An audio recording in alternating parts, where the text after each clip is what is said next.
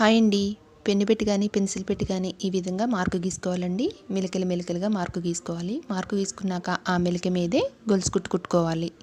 దగ్గరగా కుడితే చాలా అందంగా ఉంటుందండి. ఈ వర్క్ ఫ్లవర్కి లీవ్స్కి మధ్య ఏమైనా గ్యాప్స్ ఉన్నా, వర్క్లో గ్యాప్స్ ఉన్నా ఈ మెలిక కుట్టు ఈ విధంగా కుడితే నిండుగా అనిపిస్తుంది. చాలా బాగుంటుంది.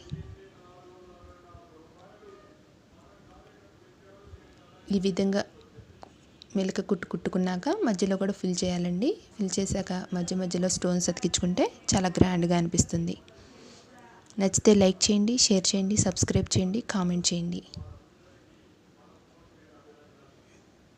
ఈజీగా కుట్టుకోవచ్చండి ఈ వర్క్. ఎవరైనా ఓన్లీ గొలుసు కుట్టే కదా, చాలా ఈజీగా అనిపిస్తుంది.